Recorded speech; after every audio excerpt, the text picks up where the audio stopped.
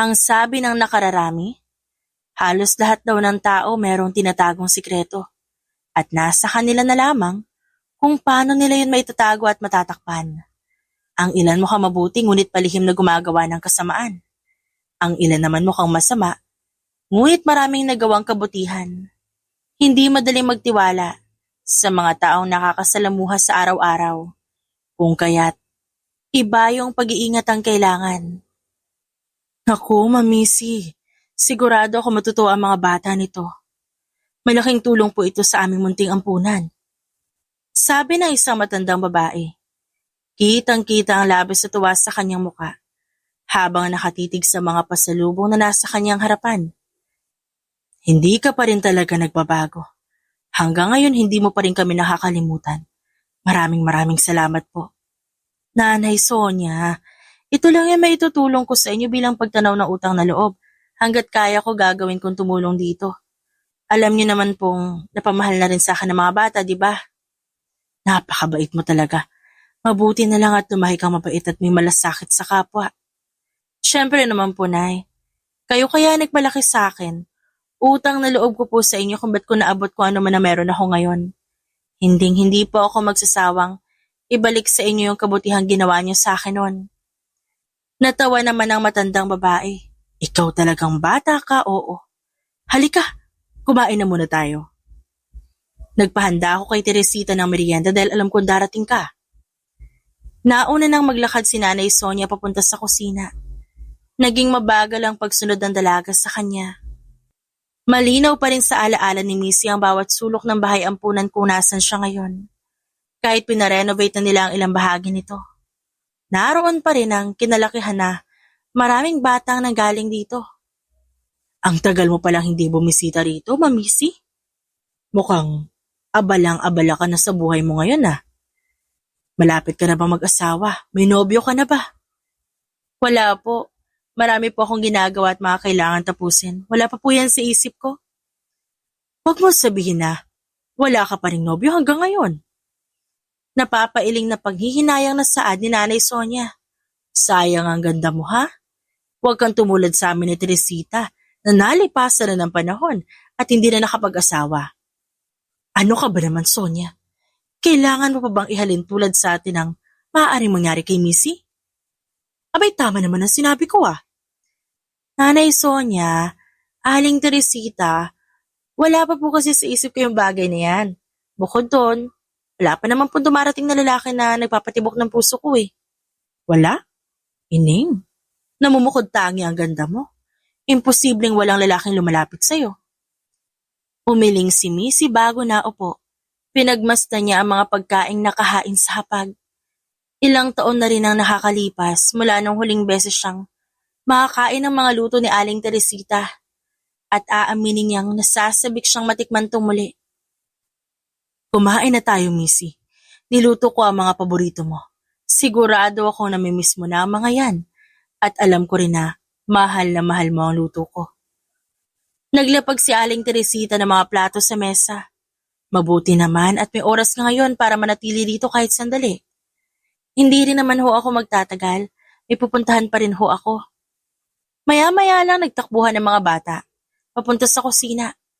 Lahat sila may nakaukit ng ngiti sa mga labi na makita nila si Missy. Dali-dali pa sila lumapit sa dalaga at isa-isang yumakap.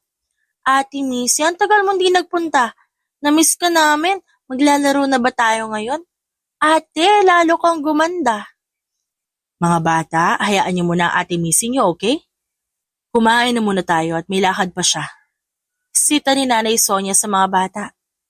Kahit hindi magsalita si Missy, hindi niya maitatangking labis na tuwa ang nararamdaman niya ng mga sandaling pinagmamasdan niya ang mga bata. Parang noon lang, isa siya sa mga batang yan. Pero ngayon siya na ang tumutulong sa ampunan. Habang kumakain, isa-isang pumasok sa isip ni Missy ang mga alaala niya dito. Lumaki siyang walang magulang. Dito na siya sa bahay ampunan tumira. Hindi man naging madali ang lahat ng pinagdaanan niya. Nagpapasalamat siya dahil dito siya napunta kung saan naalagaan siya at napalaki siya ng maayos. Dala ng pagsusumikap, nagtrabaho si Missy at hindi nagtagal nakapagpundar ng sariling kumpanya. Ilang oras ding nanatili si Missy sa bahay ampunan at nakipaglaro pa sa mga bata at nakipagkwentuhan din kina Nanay Sonia at Aling Teresita bago siya nagpaalam para umalis. Habang nasa biyahe at nagmamaneho ng kanyang sasakyan, hindi mawala-wala ang ngiti sa kanyang labi. Napaigtad sa gulat ang dalaga nang biglang magring ang cellphone niya. Dali-dali niya itong kinuha para sagutin ang tawag. Hello? Ma'am Missy, nasa na po kayo? Tanong ng isang lalaki sa kabilang linya. Nasa biyahe na ako, bakit? May nangyari ba, Edward? Kailangan po namin kayo dito sa opisina niyo. Kanina pa po kayo hinihintay ng iba nating mga tauhan. I see that. O sige, papunta na ako. Nang mamatay ang tawag, mas binilisan pa ni Missy ang pagmamaneho. Ilang minuto lang ang nakalipas, narating niya na ang kumpanya. Agad niyang tinahakandaan papuntang opisina kung saan naabutan niya ang kanyang mga tauhan. Anong balita? May nangyari ba? Seryosong tanong ni Missy bago siya dumiretso sa upuan niya. Narito na po ang report, ma'am. Inabot ng isang lalaki ang folder. Sa ngayon po ay ang grupo ng mga yan na lang po ang pinoproblema natin. Ang iba po mas pinili na lamang manahimik dahil na rin sa takot na baka may gawin kayo sa kanila. Salamat, Francis. Binuksan ng dalaga ang folder at binasa ang mga naroon. Kung ganon, kumikilos na naman ang grupo ni na Miguel. Hindi pa ba sila napapagod? Agad na nagbago ang ekspresyon ng mukha niya. Kailangan natin mapigilan ang binabalak ng grupo nila. Hindi na dapat lumaki pa ang gulo na to. Ano pong plano natin, ma'am? Sugurin na ang headquarters nila. Hindi sila maaaring magtagumpay sa gagawin nila kaya uunahan na natin sila. Isa-isang tinignan ni Missy ang mga tauhan niyang nasa loob ng kanyang opisina. Hindi tayo maaaring mabigo. Nakakaintindihan? Maraming buhay ang nakasalalay sa gagawin nating to. Kaya gawin niyong lahat para magtagumpay. Ma'am Missy, ano pong gagawin natin sa grupo ni na Adonis? Hindi pa ba nakukulong ang demonyo na yon? Napasapusa noo ang dalaga. Ako na bahala dyan. Mag-focus na lang kayo sa lakad niyo. Sige po, ma'am. Isa-isa nang naglabasan ang mga tauhan ni Missy. Nang maiwan siya mag-isa sa opisina, saka siya nagpakawala ng sunod-sunod na buntong hininga. Unti-unti siyang nabalot ng matinding galit dahil sa mga nabasa niya sa report ng kanyang tauhan. Ngayon pa lang, hindi na siya mapakali. At walang ibang nasa isip kundi mapigilan ng mga ito. Mabilis na lumipas sa mga araw, naging abala si Missy sa kanyang kumpanya. Habang ang mga tauhan naman niya nakatuon ng atensyon sa kanilang plano. Missy! Oh, Maribeth! Ba't parang aligaga ka? Kunot noong tanong ng dalaga sa kanyang kaibigan. Ang bahay ampunan. Agad na napatayo si Missy matapos marinig yun. Bakit? Ano nangyari sa bahay ampunan? May mag-asawa nagpunto doon. Gusto magampon ng bata. Napasapo sa noo ang dalaga. Wisit ka, Maribeth. Akala ko naman kung ano nangyari. Akala ko naman kung anong masamang nangyari sa kanila. Ba't naman natataranta ka pa? Normal lang naman na may pumunta ron para mag-ampon. Gusto kasi nung bata na makita ka bago siya ampunin. Napamaang si Missy. Kakaibang kirot ang naramdaman niya sa kanyang dibdib ng mga sandaling yon. I see. Sige, pupunta ako doon. Hindi na nagsayang ng oras ang dalaga at agad na nagpunta sa bahay ampunan. Kabababa pa lang niya sa kanyang kotse, natanaw niya na ang dalawang mamahaling sasakyan na nakaparada malapit sa pwesto niya. Nagkibit-balikat na lang siya pagkatapos, saka naglakad papasok sa bahay ampunan. Ma'am Missy, mabuti naman po at nakarating ka. Bungad ni Aling Teresita sa dalaga. Mukhang magkakaroon na ng pamilya si Sofia. May mag-asawang dumating at nais sila mag-ampon. Ganon po ba? Mabuti naman po kung ganon. Kamusta naman po ang pamilyang to? Mabait naman po ba sila? Oo naman. Katulad mo ay matulungin din sila, talagang sinusuportahan din ang ating bahay ampunan. Ma'am Missy, nariyan ka pala. Halik ka, ipapakilala kita sa mag-aampon kay Sofia. Inakay ni Nanay Sonia ang dalaga papasok sa kanyang opisina. Dumating na ata ang araw na pinakahihintay ni Sofia. Magkakaroon na siya ng pamilya kung sakali mang tumuloy ang pag-aampon sa kanya. Napatitig si Missy sa mag-asawang nakaupo malapit sa desk na matandang babae. Maya-maya lang, nalipat ang tingin niya sa isang lalaki na nakatayo sa bandang gilid ng mga ito. Hindi may pagkakailang gwapo ang lalaki. Makisig din ang pangangatawan at tindig. Sunod-sunod na napalunok ang dalaga ng lingunin siya nito at magtama ang kanilang tingin. Ito nga pala si Mamisi, ang babaeng tinutukoy ko. Nagagalak na pakilala ni Nanay Sonia sa kanya. Mamisi sila mag-asawang sina Alora at Julian. Nais nilang ampunin si Sofia. Magandang araw. Kinagagalak namin makilala ka. Nakangiting sambit ni Alora. Kinagagalak ko din kayo makilala. Hi, I'm Jacob. Mabuti naman at dumating na ang araw na makakaharap na kita ng personal. Kilala mo ako? Kahit nag-aalinlangan, inabot ng dalaga ang kamay ni Jake. Yes, madalas akong bumisita dito. At madalas ka rin ikwento ni Nanay Sonia sa akin. Kahit ang mga bata, madalas ay bukang bibig ka. Ah, I see. Nice to meet you. Halos magkarambola ang puso ni Missy sa mga sandaling yon. Lalo na nang mapatitig siya sa kamay nila magkahawak pa rin. Hindi niya maintindihan kung anong nararamdaman niya. Mama Laura, Sir Julian, kung hindi naman po tayo magkakaroon ng problema, magiging madali ang proseso ng inyong pag-aampon. Good, kasi hindi na kami makapaghintay. Saad ni Alora. Matagal na kasi namin gustong magkaroon ng anak, hindi kami mabiyayaan. Ito na lang ang tanging paraan para matupad namin ang gusto namin. At maraming salamat na kaagad dahil kayo ang magiging daan para mangyari yon. Nako, wala pong anuman. Ang hangad namin ay magkaroon ng maganda, masaya at maayos na buhay ang mga bata. Nanatiling tahimik si Missy sa isang tabi at pinagmamastang maigi ang mag-asawa. Maya-maya lang napansin niyang tinitignan na rin pala siya ni Jake. Or Jacob, para sa ibang tao. Agad siyang napaiwas ng tingin. Nagpatuloy sa pag-uusap ang mag-asawa at si Nanay Sonia. Nagpaalam na si Missy para lumabas ng opisina at pumunta ng garden. Kung magtatagal kasi siya sa loob, baka tuluyan na siyang mawala sa katinoan. Lalo pa't nararamdaman niya ang malagkit na titig ni Jacob. Di ka ba masaya na may mag-aampon na kay Sofia? Napaigtad sa gulat si Missy. Nanlaki pa ang kanyang mga mata na makitang si Jacob pala na salita at sinundan siya dito sa garden. Ano naman ang ibig mong sabihin? Kitang-kita ko sa mga mata mo. Parang nag-aalinlangan ka sa pag-aampon kay Sofia. Tinitigan ni Jake ang dalaga. Alam mo naman siguro na halos lahat ng mga bata walang ibang hangad kundi ang magkaroon ng pamilya na mag-aampon sa kanila. Dapat masaya ka dahil magkakaroon na ng pamilya si Sofia. Gaano mo ba kakilala yung mag-asawang kasama mo? Business partner ko sila for almost a year. Mababait. In fact, malapit talaga ang puso nila sa mga bata. Hindi madali magtiwala sa kahit sino ngayon. Okay? Kahit nga yung mga taong matagal mo nang kilala, magagawa ka pa ring traitor rin. Napakuyumang kamao ni Missy pagkatapos napatitig sa kawalan. Buhay ng isang bata ang pinag-uusapan dito. Hindi yan laruan na basta nalang ibibigay sa kung sino mong may gusto.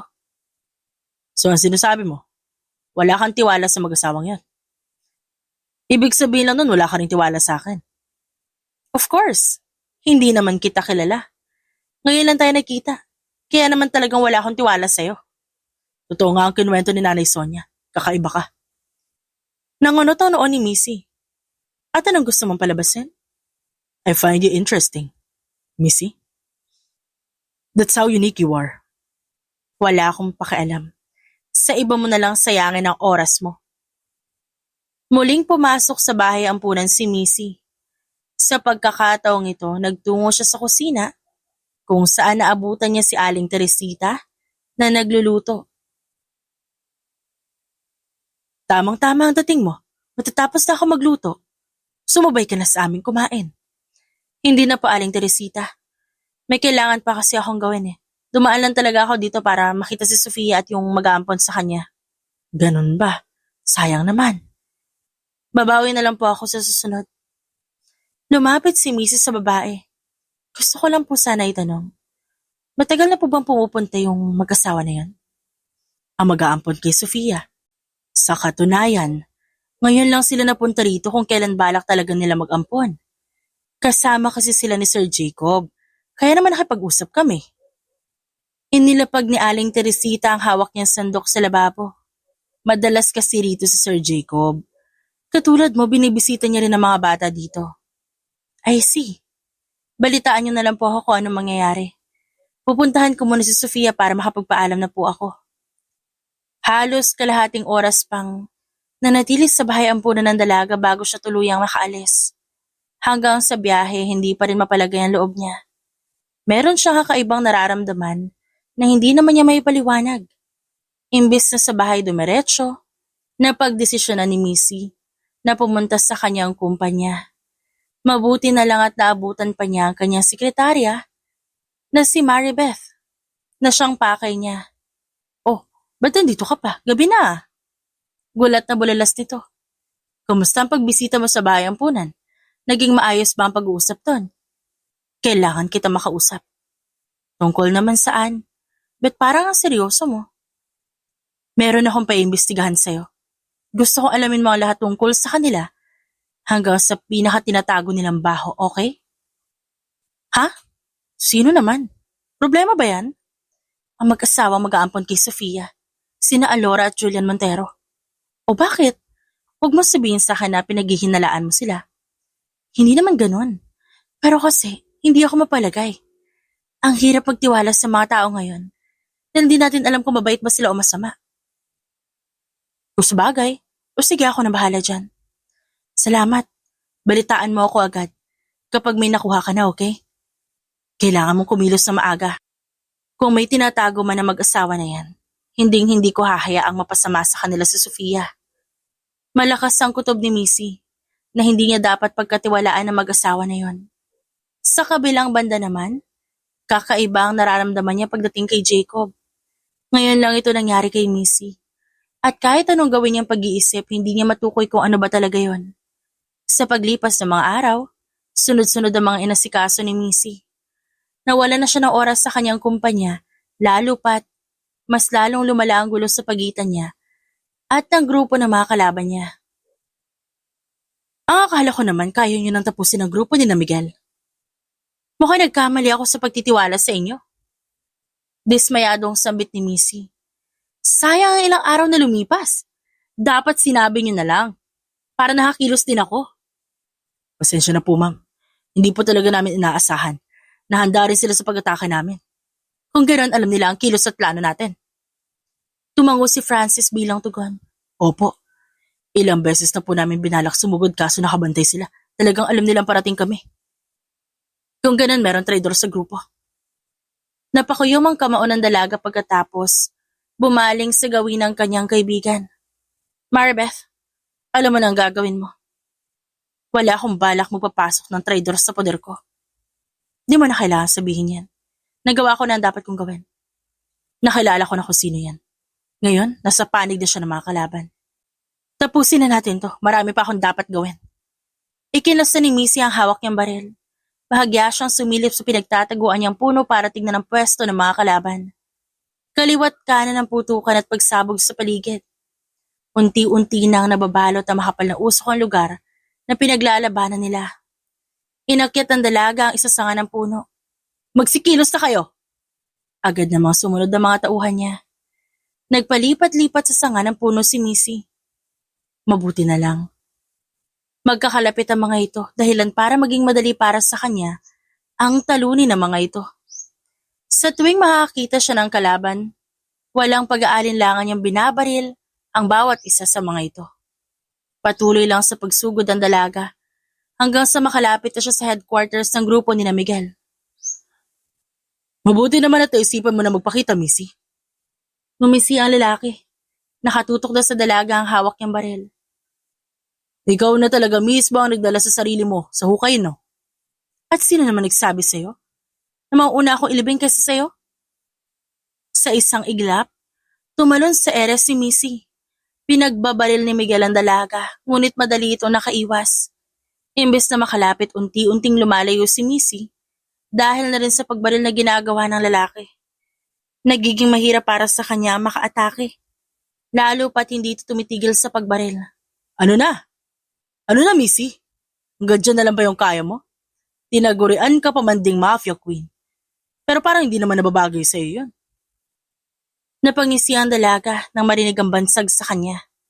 Humigpit ang pagkakahawak niya sa kanyang baril at mas lalo naging seryoso ang ekspresyon ng kanyang muka. Hayaan mo ipakita ko sa iyo ang kaya kong gawin. Patakbong sinugod ni Missy ang lalaki.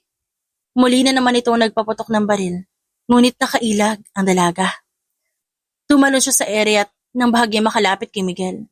Sinipa niya ang panga nito bago siya tuluyang lumapag sa lupa. Tinutok niya ang hawak niyang baril sa lalaki habang nakaukit ang isang ngisi sa kanyang labi. Ano nga ulit yung sinabi mo? Mayabang ka. Oo, ba't parang natatakot ka na? Bigla na lang bang nawala yung tapang mo? Kung ako sa'yo, ipuputo ko na yan. Pagsisisihan mo talaga kapag nakawala ako sa pwesto ko na to.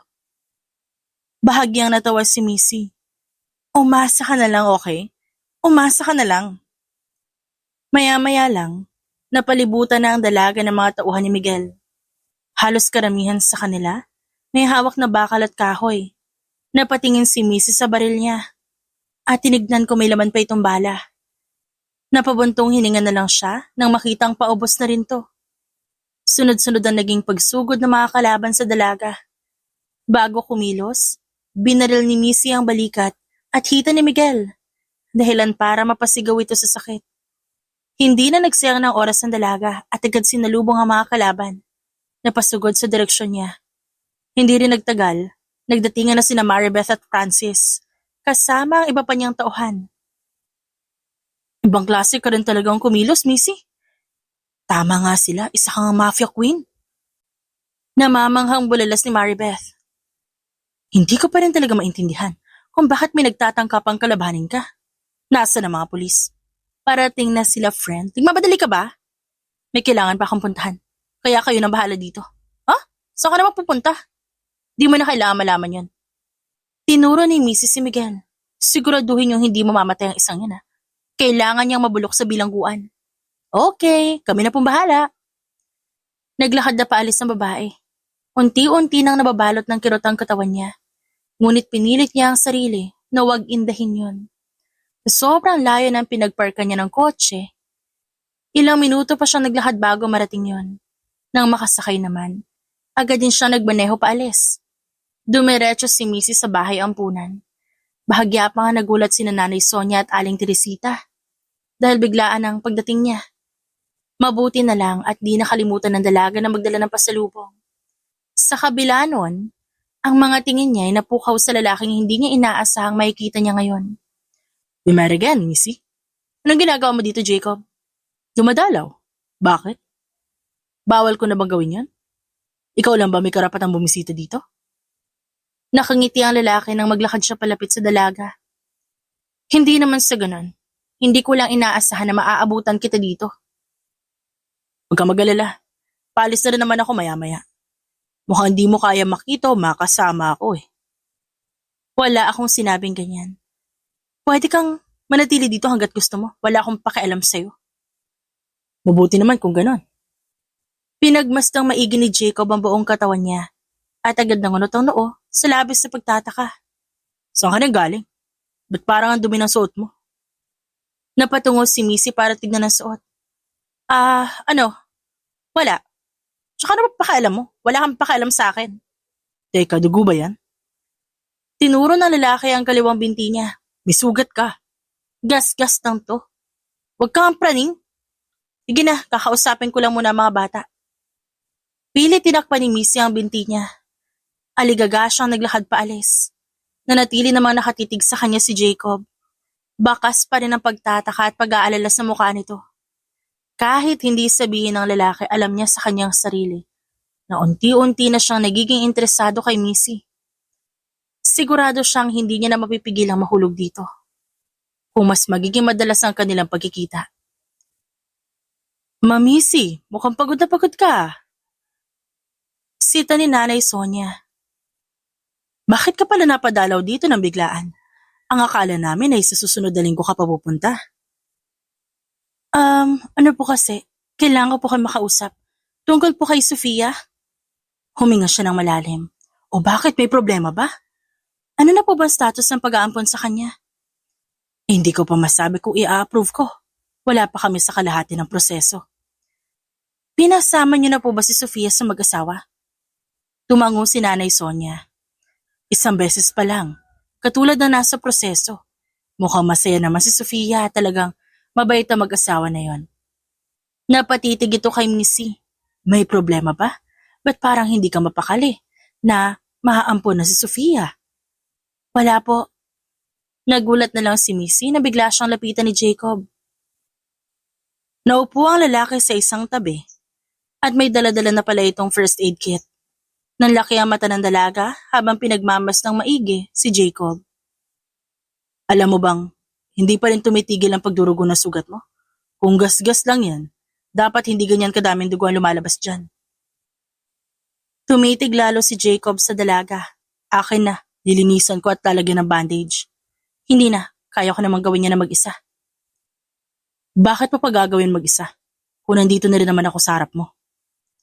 Ngumiti si Jacob pagkatapos hinawakan ang binti niya. Huwag kang mag-alala, marunong ako maglinis ng sugat. Marunong din naman ako ba't ba ang kulit-kulit mo? Wala nang ibang nagawa si Missy, kundi ang hayaan ng lalaki na gamutin ang sugat niya.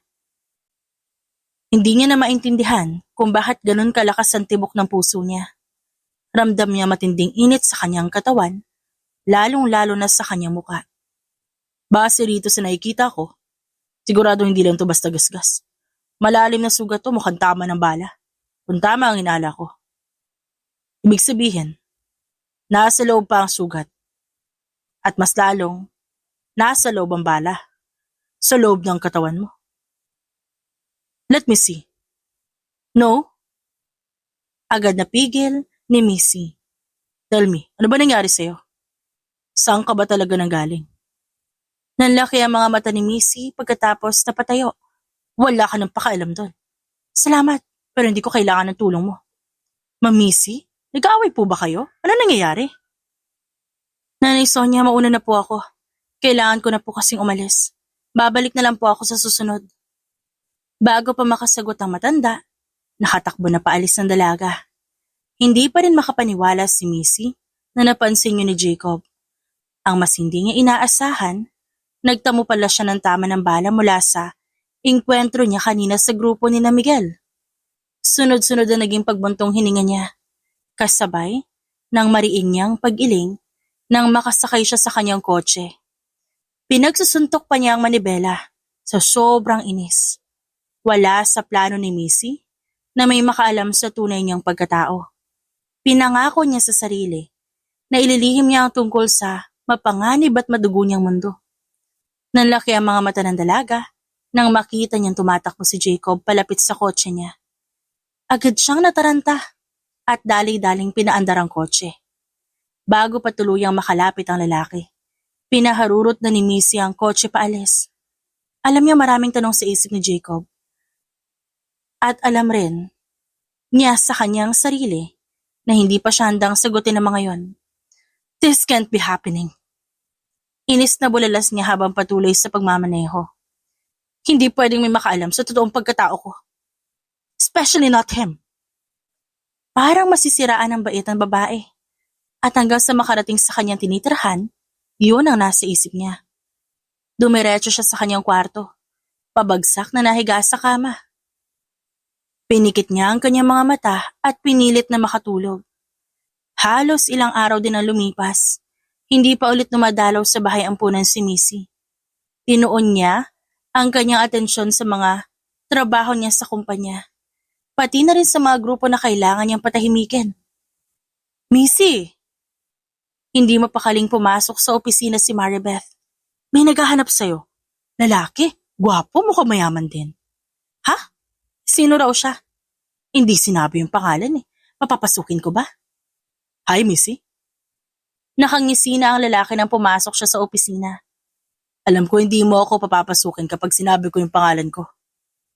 Anong ginagawa mo dito, Jacob? Gusto lang kita makausap, okay? Wala tayong dapat pag-usapan. Umalis ka na? No, hindi ako aalis. Hanggat hindi tayo nakakapag-usap. Tumayo si Missy at marahang naglakad palapit sa lalaki. Wala akong panahon sa'yo, Jacob. Umalis ka na bago pa tuluyang uminit yung ulo ko sa'yo. Hindi. Hindi ako aalis at basta lang hindi ako natatakot. Ano ah? Sige, maiwan ko na kayo. Bye! Biglang paalam ni Maribeth bago dali-daling umalis. Ano ba talagang kailangan mo? Nauubusan na ng pasensya ang tanong ni Missy. Bakit hanggang dito sinusundan mo pa ako? Inaabala mo lang ako dahil dyan sa kakulitan mo eh. Gusto lang talaga kita makausap. Mahirap ba yun? Tungkol saan ba? Tungkol sa nangyari nung isang araw. Inilapit ni Jacob ang mukha niya sa dalaga. Bakit bigla ka nalang umalis? Alam mo bang ilang araw ko na iniisip ko anong posibleng nangyari sa'yo? At bakit mo naman iniisip yon? Hindi mo na dapat pinagkakaabalahan ang buhay ko? Interesado ako sa'yo, Missy. At gusto ko malaman ang lahat ng tungkol sa'yo. Natigilan ng dalaga at napatitig kay Jacob. Ano ba sinasabi mo? Matalino ka naman siguro. Alam kong alam mo kung ano ibig kong sabihin. Naupo ang lalaki ngunit hindi pa rin niya inaalis ang tingin kay Missy. Go out with me. Mag-date tayo. Nahihibang ka na ba? Bakit ko naman gagawin yon? May mawawala ba sa'yo kung gagawin mo yon? Busy ako. Marami akong kailangan asikasuhin. At wala akong oras para sa mga ganyan. Kaya ba hanggang ngayon, hindi ka pa rin nagkaka-boyfriend? Mas inuuna mo yung trabaho? Nanlaki ang mga mata ng babae. Paano? Di na mahalaga kung kanino o paano ko nalaman yan. I can do my own research. Umayag ka na lang kasi sa alok ko para hindi na humaba yung usapan nating dalawa. Hindi mo ako mapipilit sa gusto mong mangyari. Okay, fine. Wala naman akong balak pilitin ka. Makikipag-date ka sa akin sa ayaw mo ano sa gusto. Sabi ng lalaki pagkatapos sinawakan ng braso ni Missy. Ano? Teka, sandali. Sinubukan pang magpumiglas ng dalaga. Ngunit sadyang mahigpit ang pagkakahawak ni Jacob sa braso niya. Wala siyang ibang nagawa kundi ang sumunod dito. Hanggang sa makalabas sila ng opisina at tahakin ang daan palabas ng kumpanya. Hindi may paliwanag ni Missy ang nararamdaman niya ng mga sandaling yon. Para siyang mababaliw. Dahil sa paghawak ni Jacob sa kanya, bitiwan mo nga ako? Gusto mo ba talaga masaktan, ha? Ano naman na nakain mo at bigla mo akong hinila palabas? Marami pa akong kailangan tapusin. Masyado ka maraming dahilan. Sasama ka lang naman sa akin para makipag-date. Ganyan ba yung tamang pagyayaya ng date? Ikaw lang ang lalaking kilala ko na ganito klase mamilit na makipag-date sa kanya yung isang babae. Grabe ka. Puro ka kasi tanggi. Malamang, ayoko nga makipag-date sa'yo. At hindi rin ako interesado. Natigil sa pagtatalo ang dalawa nang biglang mag-ring ang cellphone ni Missy. Dali-dali niya itong kinuha at sinagot. Hello? Nanay Sonia, ba't po kayo napatawag? Ma'am Missy. Yun pa lang ang nasasabi ng matandang babae sa kabilang linya. Nabalot na siya ng takot at pangamba. May nangyari po ba? Ba't po ganyan ang tono ng boses niyo? Si Sofia, pati na rin yung ilan mga bata. Nawawala sila. Ano ho? Paano po nangyari yun? Napatingin si Missy sa lalaki. Bumisita lang dito ang mag-asawang Alora at Julian. Pagkatapos nun hindi na sila nakita. Sinasabi ko na nga ba? Pupunta ho ako dyan. Binaba niya ang tawag. Nang magmulat siya ng mga mata, diretso siyang nakatitig kay Jacob. Marahan siyang naglakad palapit dito. Bakit? May problema? Problema? Ha? Walang pag-aalinlangan niyang sinapak ang lalaki. Oo, may problema na talaga. What the hell? Para saan naman yun? Napasa po si Jacob sa kanyang kaliwang pisngi. Ano ba ginawa ko? Ba't sinapak mo pa ako? Nawawala sina Sofia pati na rin ng ilang bata sa bahay ampunan. Nagpunta rin yung mag-asawang dinala mo. At nang umalis sila, saka naman nawala yung mga bata. Nanggagalaiti sa galit na saad ni Missy. Ngunit alam niyang hindi niya dapat ibunton yon kay Jacob. Tama nga ako. Tama nga ang hinala ko. May tinatago talagang kasamaan yung mag-asawang yon. Ano? Di nila magagawa yon. Bakit? Kilala mo ba sila? Hindi mo naman sila gaanong kilala, di ba? Napakuyom ng kamao si Missy, habang pilit pinipigilan ng kanyang galit. Kapag may nangyaring masama sa mga bata, ikaw ang unang-una makakatikim ng galit ko. Padabog na naglakad paalis ang dalaga. Agad siyang nagtungo sa nakapark niyang kotse. Nang makasakay, dali-dali siyang nagmaneho paalis. Habang nasa biyahe, hindi niya na alam kung anong mararamdaman niya. Takot, pangamba o galit. Ang lakas ng tibok ng puso niya. Magkahalong galit at poot ang kanyang nararamdaman. At pag-aalala para sa mga bata sa sandaling yon. Iniisip pa lang niya na napahamak na ang mga ito. Pakiramdam niya magwawala na siya sa galit. Ma'am Missy? Aling Teresita, nasan po si Nanay Sonia? Naroon siya sa opisina. Hindi pa rin tumitigil sa pag-iyak eh. Bakas ang pagkataranta sa tinig ng matandang babae. Hindi naman basta-basta umaalis ang mga bata. Hindi rin sila agad pinalalabas. Kung may susundo man sa kanila, dumadaan pa muna sa opisina. Ibang klase rin naman talagang kumilos sa mag-asawa na yun. Naku, Ma'am Missy, paano po pag may nangyaring masama sa mga bata? Ang mabata pa nila para makaranas ng ganito. Ano na lang ang iisipin at mararamdaman nila? Kailangan ko pa makausap si Nanay Sonia. Kailangan ko malaman lahat na nangyari. Halika, sasamahan kita. Kinuwento ng dalawang matandang babae ang nangyari. Habang nakikinig si Missy, mas lalo siyang nababalot ng galit. Ano nang gagawin natin?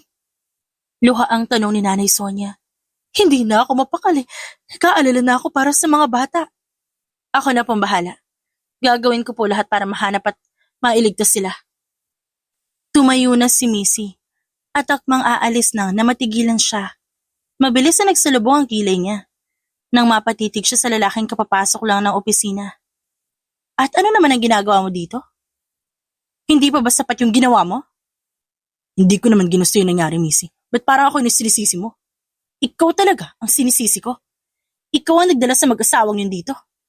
Kaya ikaw ang sisisihin ko. Napatungo si Jacob. Hindi ko rin naman alam na ganito yung mangyayari eh. Nagsimula na maglakad si Missy palabas. Ngunit siglit siyang huminto na makatapat niya ang lalaki. Dapat, hindi ka nagtitiwala agad. Kahit naggaano na kayo katagal magkakilala, may mga sikreto pa rin tinatago ang bawat isa. Sunod-sunod na naging pagbuntong hininga ng dalaga, bago siya muling nagpatuloy sa paglalakad. Nang mga sandaling yon, walang ibang nasa isip, kundi ang mahanap ang mga bata at makaharap ang mag-asawang kumuha sa mga ito. Wait! Hinawakan ni Jacob ang braso ni Missy, kaya napatigil ito. Sasama ako. Hayaan mong tumulong ako. Hindi ko kailangan ng tulong mo, kaya ko na to. Hinawi ng dalaga ang kamay niya, saka naglakad na paalis. Hindi na siya nagsayang ng oras at agad tinahakandaan papunta sa kanyang kumpanya. Habang tumatagal, mas lalong lumalaki ang posibilidad na mapahamak ang mga bata. Alam ni Missy na kailangan niya ng kumilos agad. Maribeth, tawagan mo lahat ng mga tauhan ko. Papuntahin mo sila agad sa opisina ko. Pakibilisan. Dahil hindi tayo pwede magsayang ng oras. Utos niya sa kanyang sekretarya. Dumiretso ang dalaga sa kanyang opisina. Napalamutak na lang siya ng kanyang muka habang pilit na nag-iisip ng plano. Wala man lang siyang idea kung saan siya magsisimulang maghanap. Ngayon pa lang, hirap na si Missy at parang nawawalan na siya ng gana at ng paraan na mahanap ang mga ito. Missy, nandito na sila. Ito rin pala yung report ko para sa inutos mo sa akin. Good! Saktong-sakto ang report na to. Bakit ba, Missy? Ano nangyari? Kunot noong tanong ni Francis. Huminga ng malalim si Missy. May mga bata sa ampunan na nawawala. Pinaimbestigahan ko kay Maribeth ang mag-asawang pinaghihinalaan ko at mukhang tama nga ako. Ano? Nawala ang mga bata matapos dumalaw ng mag-asawang to. Kung ganon, totoo pala yung nakalap ko. Shem, sana pala mas binilisan ko pa. Nanlalaki ang mga mata ni Maribeth. Binuklat ni Missy ang folder na hawak niya. Mas lalong umigting ang galit na nararamdaman niya matapos mabasa ang mga naroon. Ibig sabihin, konektado pala ang mag-asawang yun kay Adonis. Saad naman ni Francis nang makita niya ang hawak na papel. Napakuyom ang kamao ng dalaga. Dapat talaga kumilos na ako nung kinutuban pa lang ako eh. Di na sana umabot sa ganito. Ano pong gagawin natin, ma'am? Tanong ni Francis. Maghanda kayong lahat. Susugurin natin ang bahay ng mag-asawang to. Kailangan nating mahanap ang mga bata bago pa mahuli ang lahat. Hindi ko ata mapapatawad ang sarili ko kapag may nangyaring masama sa mga batang yan. Naging masyado akong pabaya kaya umabot sa ganito ang lahat. Eh, hindi mo naman alam na mangyayari to, di ba? Huwag mo sisihin ang sarili mo, okay? Pang-aalo ni Maribeth sa kanyang kaibigan. Hayaan mo. Gagawin natin lahat ng paraan para mahanap sila. Hindi tayo titigil hanggat di natin naliligtas yung mga bata. Saad ni Maribeth bilang pagpapalakas ng loob niya. Ang lahat ng tao sa opisina napahinto nang biglang bumukas ang pintuan sa pabagsak na paraan. Nanlaki ang mga mata ni Missy sa matinding gulat. Hindi niya inaasahang susunod pa hanggang dito ang lalaki. Sasama ako. Seryosong saad ni Jacob. Gusto kong tumulong sa paghahanap sa mga bata. Hindi ko nga kailangan ng tulong mo. Ano ba hindi mo maintindihan doon? Ako ang nagdalas sa mag-asawang yon. At hindi ako matatahimik kung wala akong gagawin. Ano naman may tutulong mo sa amin? Kaya mo bang makipaglaban? Laban? Ba't kailangan makipaglaban? Tumayo si Missy at marahang naglakad palapit sa lalaki. Inabot niya rito ang folder na hawak niya. Basahin mo. Yan ang tunay na pagkatao ng mag-asawang business partner mo. Leader ng isang sindikato si Adonis. Kung konektado sila sa isa't isa, ibig sabihin lang nun, miyembro din ng sindikato yung mag-asawa na yon. Ngayon alam mo na, lahat ng tao meron tinatagong sikreto. At mukhang ito ang sikreto ng mag-asawang yon. Paano? Diba? Sinabi ko naman sa'yo, hindi ka dapat mabilis na nagtitiwala. Eh ikaw, dapat ba kitang pagkatiwalaan? Napatitig si Jacob kay Missy matapos itanong yon. Ano ba talaga ang tunay mong pagkatao? Wala akong obligasyon na ipaalam sa'yo kung ano o sino ako. Alam mo mas makabubuti kung hindi ka na makikisali dito? No! Desidido akong tumulong.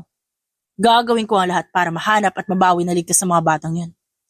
Kailangan ko ring malaman ang dahilan kung ba't nagawa to ni na Alora at Julian. Huwag kang umasa na may malalaman ka pa. Iisa lang ang sagot dyan. Miyembro sila ng sindikato at gawain nilang kumuha ng mga bata. Yun lang yun. Alam ko dismayado ka dahil sa mga nalaman mo. Kaya naman huwag mo nang pilitin ang sarili mo makisali sa gulo na to. Pero sige, ikaw bahala. Pero wag mo ako sisisihin kung mapapahama ka. O kaya naman malagutan ka ng hininga habang nakikipaglaban. Nakangising saad ni Missy. Ngayon palang babalaan na kita. Hindi madaling kalaban si Adonis. Marami siyang tauhan. Lahat ng mga yon sanay sa labanan. Wala akong pakialam. Handa ako lumaban para sa mga bata. Okay, fine. Gawin mo kung ano gusto mo. Basta siguraduhin mo lang na hindi ka makakasagabal sa amin. Nilingon ni Missy ang kanyang mga tauhan. Magsikilos na kayo. Agad namang sumunod ang mga lalaki. At isa-isa nang umalis sa opisina. Naganda na rin si Missy ng gamit na kakailanganin niya, habang si Jacob naman, nanonood lang sa isang tabi. Hindi na itago ng lalaki ang gulat nang makita niya ang baril na hawak ni Missy. Bakit may ganyan ka? At dito mo pa talaga tinatago sa kumpanya mo? Tanga ka ba? Sindikato ang kakalabanin natin. Ano sa tingin mo yung gagamitin ko? Wala akong kapangyarihan, no? Tingin mo sa akin, may powers? At saka, ba't ba pakailamero mo? Wala kang pakialam kung may tinatago akong baril dito. Kumpanya ko to, ako masusunod dito. Natahimik si Jacob. Hindi na siya muling nagsalita. Hanggang sa matapos sa ginagawa si Missy. Halos isang oras din na naging biyahe nila papunta sa bahay ng mag-asawang Alora at Julian. May kalayuan yun sa syudad at halatang mas liblib na lugar. Habang unti-unting palapit sa lugar na pupuntahan, mas talong umiigting ang galit ni Missy. Hindi na siya makapaghintay na makaharap ang kalaban. Oh, kakailanganin mo yan kung gusto mo makaalis dito ng buhay. Inabot ni Missy ang isang baril sa lalaki. Marunong ka bang gumamit yan? Baka mamaya, tauhan ko yung babarilin mo. Marunong ako gumamit ito. Sunod-sunod na napalunok si Jacob. Salamat. Hindi na nagsayang ng oras si Missy. Nilapitan niya ang kanyang mga tauhan para sabihan na ang dapat gawin. Malaki ang bahay ng mag-asawa at malawak din ang bakuran nito. Hindi sila maaaring pumasok at umatake ng basta-basta, lalo pat hindi nila kabisado ang lugar. Maghiwa-hiwalay na lang muna tayo. Alam niyo na ang dapat niyong gawin kapag nakakita kayo ng kalaban. Kailangan nating mahanap ang mga bata. Nagkakaintindihan ba? Ang focus natin, mahanap ang mga bata at mailigtas sa mga ito. Kapag nagawa na natin yan, saka na natin tapusin ang natitirang kalaban. Opo, ma'am. Sabay-sabay na sagot ng mga tauhan ng dalaga. Paano ka nandiyan si Adonis? Biglang tanong ni Maribeth. Di mas mabuti, sabay-sabay na nating tatapusin ang kasamaan nila. Nagsimula na silang kumilos. Katulad na napag-usapan, naghiwa-hiwalay sila at pinalibutan ng bahay. Nanatili namang nakasunod si Jacob kay Missy. Alerto rin siya sa paligid at nagmamanman sa bawat nadadaanan. Kakaiba ang pakiramdam ng dalaga sa paligid. Nakalapit na sila sa bahay, ngunit wala pa rin sila nakikitang kalaban. Magtago ka, baka may makakita sa'yo dyan. Sita ni Missy kay Jacob na agad namang sumunod. Huwag kang basta-basta susugod dahil hindi sila magdadalawang isip na barilin ka. Sumilip si Missy sa bintana. Ilang lalaki ang nakita niya nakatayo sa loob. Parang wala man lang kaalam-alam ang mga ito na sinasalakay na sila. Wala nang ibang naisip na paraan ng dalaga. Pinasok niya na ang bahay at sa bintana siya dumaan. Tahimik at maingat, iniiwas sa makagawa ng anumang ingay. Ganon na rin ang ginawa ng mga tauhan ni Missy at ni Jacob. Sunod-sunod na putok ng baril ang umalingaw-ngaw sa kabilang bahagi ng bahay. Maya-maya lang nagkagulo na doon at meron na ring pagsabog na nangyari. Ginamit yung pagkakataon ni Missy para makaakyat sa ikalawang palapag ng bahay. Surprise, Missy? Nakangising sambit na isang lalaki. Akala mo ba ikaw lang ang marunong manggulat? Tinutok niya ang hawak na baril sa isang bata. Subukan mong kumilos. Mamamaalam ka na sa batang to. Ate Missy! Luha ang sambit ng bata. Kitang-kita ang takot sa kanyang muka. Tulungan niyo po ako. Huwag mong idamay ang bata, Adonis. Madali lang para kay Missy. Nasugurin ang lalaki ngunit alam niyang mapanganib. Lalo pat hawak nito ang isang bata. Walang kinalaman ng mga bata dito, pakawalan mo sila. Para namang hindi mo ako kilala, Missy. Alam na alam mo kung paano ako kumilos. Sumenyas ang lalaki. At alam na alam mo rin kung gaano kadumi yun. Isang malakas na paghampas ang natamo ni Missy. Kaya natumba siya sa sahig at nabitawan ang hawak na baril. Kamusta ka naman, Missy? Sinusundo mo na ba si Sofia? Nang aasar na tanong ni Alora. Nakatayo siya sa may gilid ng dalaga at hawak-hawak niya ang isang bakal. Tama nga sinabi ni Nanay Sonia, masyado ka malapit sa mga bata. Wala naman talaga sa plano namin na makabangga ka, Missy. Nagulat lang kami nang malaman naming malapit ka pala sa mga taga-bahay ampunan. Yun ang target namin. Anong gagawin niyo sa mga batang kinuha niyo? Tumawa ng malakas si Adonis. Ano pa bang ginagawa sa kanila? Hindi ba't binibenta ang lamang loob? Mga demonyo kayo? Ba't parang nagulat ka pa, Missy? Matagal mo na akong kilala, kaya dapat matagal mo na ring alam yan. Igapos yun na yung babaeng yan. Tinangkapan ni Alora na lapitan ng dalaga, ngunit agad siyang nasipa nito. At sa isang iglap, nakatayo na si Missy. Naagaw ang bakal na hawak ng babae at naibato yun kay Adonis. Nabitawan ng lalaki ang hawak niyang baril at naging pagkakataon yun para kay Missy na makuha ang batang hawak nito. Buisit kang babae ka! Nanggagalaiting singhal ni Alora. Dali-dali siyang bumangon pagkatapos, sinugod ang dalaga. Dapat talaga tinapos ka na namin noon para hindi ka na nakaabala sa amin ngayon. Isa yan sa mga pagkakamali niyo. Sunod-sunod ang pagsalag na ginawa ni Missy habang pinoprotektahan ang batang nasa tabi niya. Dapat talaga, ako ang inuna niyo bago niyo ginawa tong plano na to. Mayabang ka. Tignan natin kung may ibubuga ka. Tumalon sa ere si Alora para sipain ang dalagang ngunit nakaiwas to. Bago makalapag sa sahig, sinipa ni Missy ang sikmura ng babae, dahilan para agad itong tumilapon at humambalos sa pader. Nag-inat pa ng kamay si Missy, para bang hindi man lang siya nahihirapan sa kanyang ginagawa. Ate Missy! Biglang sigaw ng bata. Ngayon natin malalaman kung talagang magaling ka nga, Missy. Pinagbabaril ni Adonis ang dalaga at ang bata. Hinila ni Missy ang bata at pareho silang gumulong sa sahig para makapagtago sa likod ng pader. Hindi pa rin tumitigil sa pagbaril si Adonis at nagsisimula na ring humagulhol sa pag-iyak ang bata. Nasaan ang mga kasama mo? Sofia, nasaan?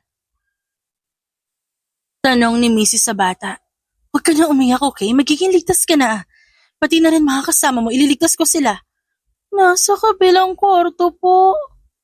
Napansin ng dalaga ang paglapit ng ilang mga tauhan, kung kaya't bahagya siya nakahinga ng maluwag. Isinama ng mga tauhan ni Missy ang bata paalis sa bahay. Sa pagkakataong yun, mas makahakilo siya ng maayos para makipaglaban. Ano na, Missy? Magtatago ka na lang ba dyan? Lumabas ka dyan at harapin mo ko na magkaalaman na talaga tayo. Pasugod na sana ang dalaga nang biglang bumungad sa kanya si Alora. Meron na ulit tong hawak na bakal at sunod-sunod na pinaghampas yun kay Missy. Walang kahirap-hirap para sa dalaga ang umiwas. Para lang siyang nagsasayaw sa kawalan.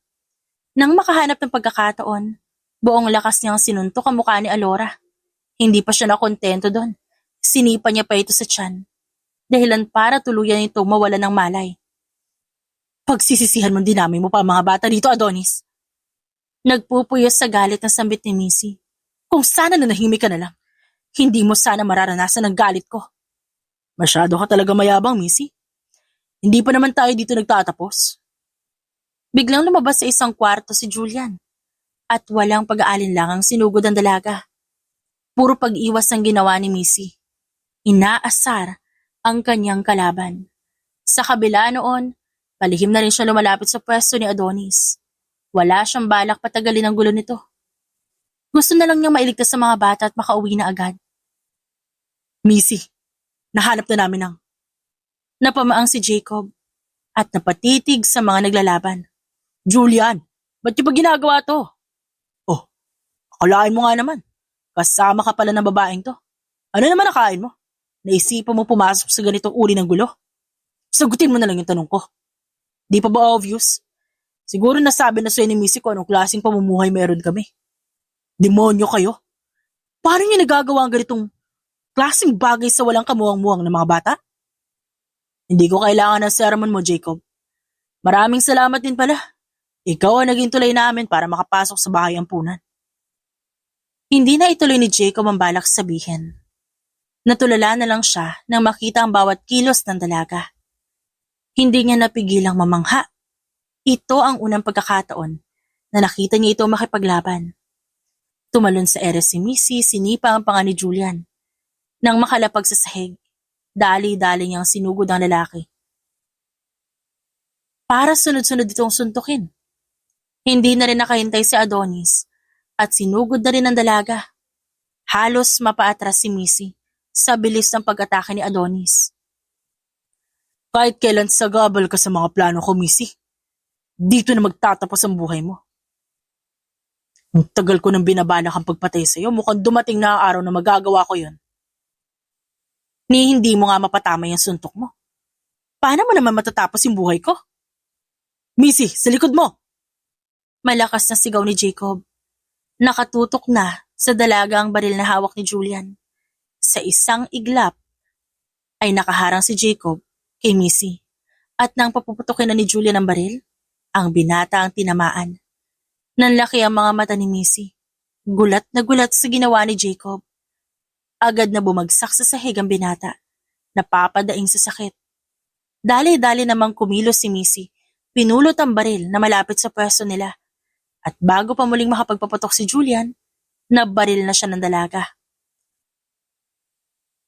Gusto mo na bang sumuko? O gusto mo pa magkaroon ng bala ng baril yung katawan mo? Pag-isipan mo mabuti, Adonis. Kilala mo naman siguro ako. At alam mo, kaya kong gawin ang sinasabi ko. Sa tingin mo, matatakot mo ako sa ganyan? Walang pag-aalin lang ang binaril ng dalaga sa hita ang lalaki. Napasigaw sa sakit si Adonis at agading natumba sa sahig. Kalaunan, narinig nila ang ingay ng sirena ng mga pulis na parating. At kahit papano, alam ni Missy na matatapos na ito ngayong gabi. Huling pagkakataon Susuko ka na ba o hindi? Hindi sumagot si Adonis. Bagkus pinilit niyang tumayo at harapin ang dalaga. Binato niya rito ang hawak na kutsilyo. Nakaiwas si Missy. Tumayo pa siya nang maayos at ngumisi sa lalaki. Habang nasa ere na siya, itinutok niyang muli ang hawak niyang baril kay Adonis at binaril na ang lalaki sa balikat. Patumbang bumagsak sa sahig ang dalaga, ngunit hindi niya yun ininda. Sunod-sunod na pumasok sa kwarto ang mga pulis at agad na dinakip ang mga lalaki na halos maligo na sa sariling dugo. Kahit ang mag-asawang Julian at Alora, pati na rin na ibang tauhan ni Adonis, dinakip ito ng mga pulis. Jacob, dadaling ka namin sa ospital, okay? Aniya habang dali-daling nilalapitan ito. Kahit nahihirapan, pinilit ng dalaga na tuluyang makatayo si Jacob. Siya na ang bumuhat dito palabas. Tinulungan naman siya ng mga tauhan nang makita sila ng mga ito. Habang nasa biyahe, hindi na mapakali si Missy. Ngayon lang siya nakaramdam ng ganito katinding kaba. At hindi niya inaasahang dahil yon sa nangyari kay Jacob. Hindi niya maluloko ang kanyang sarili. Nag-aalala siya sa maaaring mangyari kay Jacob at natatakot siyang lumala ang sugat nito. Ngayon pa lang, nananalangin na siyang sana makayanan ni Jacob at makaligtas to. Halos ilang araw nang pabalik-balik sa ospital si Missy. Kahit abala sa kumpanya, hindi pa rin niya nakalilimutang dalawin si Jacob na hanggang ngayon, wala pa ring malay at nagpapahinga. Kamusta na po siya, Dok? Tanong niya na makapasok sa kwarto. Hindi pa rin po ba siya nagigising? Actually, ma'am, gising na ako. Nahihirapang sambit ni Jacob. Nanlaki ang mga mata ni Missy dahil sa kanyang gulat. Pagkatapos ay patakbong lumapit sa kama ng lalaki. Doon unti-unting namuo ang luha sa kanyang mga mata. At kahit siya hindi malaman ang dahilan nun. Thank God you're fully awake. Malakas yata to. Ano ba kasing nakain mo at sinalo mo yung bala? Hindi ka ba nag-iisip? Kung di ko gagawin yun, ikaw ang matatamaan. Kaya ko namang iwasan yun eh. Nilagay mo pa sa panganib yung buhay mo. Hindi ko kasi kayang makita ka masugatan o masaktan eh. Baliw ka? Kaya ko ang sarili ko. Natawa lang si Jacob. Nabalot ng katahimikan ng kwarto, lalo na magpaalam ang doktor para umalis. Nanatiling nakatungo ang dalaga at pinakikiramdaman ang paligid. Si Jacob naman nakatitig lang sa kanya. Salamat. Hindi mapakaling sambit ni Missy. Hindi mo naman kailangan gawin yun eh, pero salamat pa rin. Walang anuman.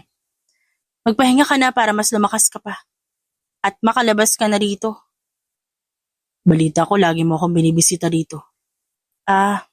Syempre naman. Gusto ko masigurong ayos ka. Akala ko pa naman kaya ka bumibisita dito kasi gusto mo na ako. Huwag kang mag-alala, interesado pa rin naman ako sa'yo. Talagang yan pa rin iniisip mo matapos na nangyari? Tumayo si Missy pagkatapos ay padabog na naglakad palabas. Habang naglalakad sa hallway ng ospital, hindi napigilan ng dalaga ang mapangiti. Ngayon sigurado na siyang maayos ang kalagayan ni Jacob. Natatahimik na rin siya. Hindi niya na kailangan mag-alala at matakot pa. Mabilis na lumipas ang mga araw. Nakalabas na ng ospital si Jacob. At nagsimula na naman ito sa pangungulit kay Missy. Kahit hindi sabihin ng dalaga, unti-unti na siyang nahuhulog kay Jacob. Sa kabila nun, mas pinipili niya na lang na tanggihan to. Dahil hanggang ngayon hindi pa rin niya kaya magtiwala. Naging maayos na rin ang bahay ampunan. Nakabalik na ligtas sa mga bata. At kahit nagkaroon ng trauma sa paglipas ng mga panahon, bumabalik din ang saya at kakulitan ng mga ito. Missy? Nandito na naman yung maliligaw mo. Grabe ang isang to ha. Hindi ba ito napapagod? Parang walang balak sumuko. Manliligaw? Wala naman ako manliligaw ah. Anong tawag mo sa akin? Nakangising tanong ni Jacob. Nakatayo na siya sa may pinto ng opisina ng dalaga. Kung tatawagin mo na akong boyfriend mo, pabor sa akin yun. Napangiwi si Missy. Asa ka naman? Ano na naman bang ginagawa mo dito? Yayayain ka mag-date. Hindi ka ba napapagod? Ilang beses na kitang tinatanggihan na. Kung sa iba mo na lang ginugol yung oras mo, baka matagal ka na nagkaroon ng girlfriend. Hindi ako mapapagod dahil ganun ako kaseryoso sa panliligaw sa'yo. Ngumiti ang binata. Ikaw lang ang babaeng nagpapatibok ng puso ko, kaya wala na akong balak humanap ng iba. At kailan ka pa nanligaw sa akin, Aber? Saglit na natahimik si Jacob at umakto na parang nag-iisip. Noong isang araw lang. Wow! Ibang klase ka rin talaga na hindi ko man lang nalaman na nililigawan mo na pala ako. Pumayag ka na kasi. Kakain lang naman tayo sa labas eh. Ang kulit-kulit mo naman. Hindi ba sinabi ko marami akong ginagawa kaya hindi pwede? Dito na lang tayo kumain. Nilingon ng binata si Maribeth. Maribeth, right? Dala mo na lang kami ng pagkain dito. Dito na lang kami kakain. Nautusan pa nga. Reklamo ni Maribeth. Siguraduhin mong di mo sasagutin to lalaking to Baka masampal ko yan. Natawa na lang si Jacob habang pinapanood ang pag-alis ni Maribeth. Maya-maya lang nilingon na ulit ni Missy ang lalaki. Napatitig din naman si Jacob dito. Bumuntong hininga si Missy at binalik ang atensyon sa ginagawa. Hanggang ngayon ba, busy ka pa rin? Kailan mo matatapos yung mga yan? Marami akong ginagawa, Jacob. Hindi ko alam kung kailan to matatapos. Di ba pwede magpahinga ka muna? Kung ang pakikipag-date sa'yo ang tinatawag mong pahinga, huwag na lang. Grabe ka naman sa akin. Kahit isang beses lang Pumayag ka na kasi makapag-date sa akin. Sunod-sunod ang naging pagbuntong hininga ni Missy. Tinigil niya na ang ginagawa niya sa kabumaling ng tingin sa binata. Okay, fine. Di na kita guguluhin. Talaga? Basta bigyan mo ako ng chance na makapag-date ka sa akin kahit one time lang. Inikot ni Missy ang mga mata. Okay, fine. Fine. Ngayon lang Talaga? Pumapayag ka na? Oo na nga. Sa wakas, mabuti naman at napapayag din kita. Nagulat si Missy sa biglaang ginawa ng lalaki. Niyakap siya nito ng mahigpit. Itiwan mo nga ako, mag-aayos pa ako ng sarili ko. Maganda ka naman kahit ano pang ayos mo. Huwag mo nga akong binubola dyan, baka masuntok kita. Tara na kasi, hindi mo na kailangan mag-ayos. Hinawakan ni Jacob ang kamay ng dalaga at hinila ito palabas ng opisina. Nadaanan pa nilang dalawa si Maribeth sa may cafeteria. Ngunit hindi na nila ito pinansin. Dumiretso sila sa kotse ng binata at na makasakay sila pareho, agad itong nagmaneho. Ang excited mo naman yata. Siyempre, ilang beses kitang niyayaya para mag-date, pero lagi kang tumatanggi. Ngayong pumayag ka na, nasasabik na talaga ako. Kakain lang naman tayo doon. Katulad ng sinabi mo, ano nakaka-excite doon? Kung di mo pa naiintindihan ang nararamdaman ko, mas mabuting manahimik ka na lang. Masaya lang ako dahil makakadate ko yung babaeng gusto ko. Hindi pwede maging dahilan yun para ma-excite ako, ha? Ganun ba yun? Gusto mo talaga ako? As in, gusto mo ako? Hindi pa balata, Missy. Bakit ba kita yayayaing mag-date kung di naman kita gusto? Bakit ba ako magsasayang ng oras sa pangungulit sa'yo kung wala akong nararamdaman para sa'yo?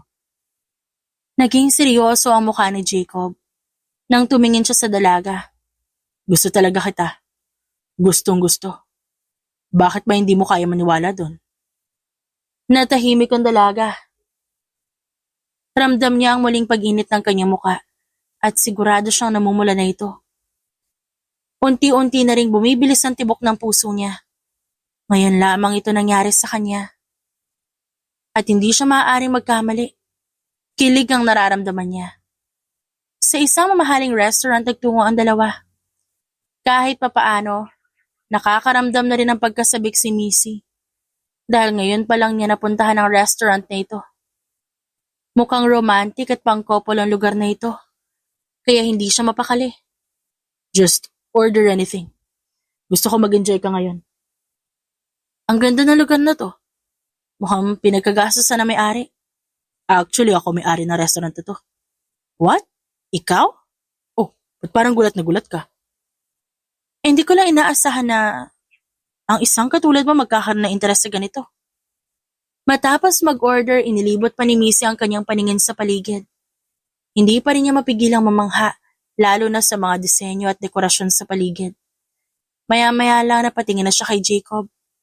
Hindi pa rin siya makapaniwalang ang lalaki ay may-ari ng restaurant na to. Kung titignan kasi ng maigi ang binata, parang wala itong interes sa ganitong bagay. Halos 1 oras din silang dalawa sa restaurant. Aminado si Missy na nag-enjoy siya kasama si Jacob ng mga sandaling yon. Hindi na rin niya nagawang lokohin ang sarili niya. Tuluyan na nga siyang nahulog dito. Maraming salamat pala. Nahihiyang sambit ni Missy. Wala nga naman. Missy, naiinis ka na ba sa kulitan ko? Ha? Hindi naman, ayos lang. Gusto mo bang tumigil na ako sa pangungulit at panggugulo sa'yo? Bakit naman bigla mo na itanong yan? Wala naman. Plano ko na talaga ito itanong sa'yo eh. Oras na pumayag ka makapag-date sa akin. Gusto kita, oo. Sa tingin ko nga mahal na kita eh. Pero ayaw ko namang guluhin at kulitin ka. Hindi mo naman ako ginugulo. Napaiwas ng tingin si Missy. Ang totoo nga yan. Sa tingin ko gusto na rin kita. Talaga? Pakiulit naman oh. Sabi ko gusto na rin kita. Wala na siyang pakialam. Kahit nagdadalawang isip pa siya, ang tanging gusto niya lang, maamin ang tunay niyang nararamdaman. Alam niya sa kanyang sarili na darating ang araw na kusa na lang titigil sa pangungulit si Jacob.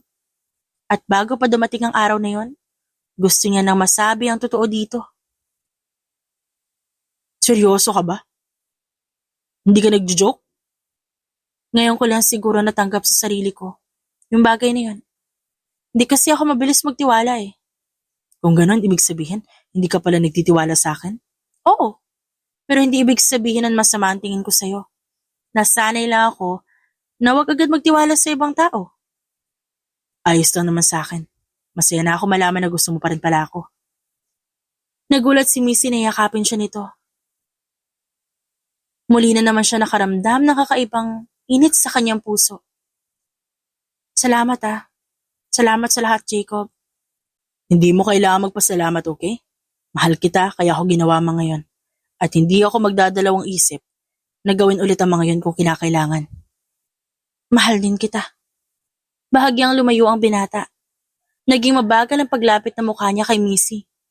At pareho sila napapikit na maglapat ang kanilang mga labi. Sino nga ba ang mag-aakala na merong isang pag-ibig na mabubuo sa gitna ng kaguluhan at panganib? Ang pag-iibigan ni na Missy at Jacob ang siyang patunay na hindi mo talaga aasahan kung kailan ka tatamaan ng pag-ibig. Malalaman mo na lang yan kapag nariyan na ang taong mahal mo at pagmamahal sa'yo. Hindi madaling umibig ngayon, ngunit kung maniniwala ka sa nararamdaman mo, makakamtan mo ang saya at sarap ng pagmamahal. The end.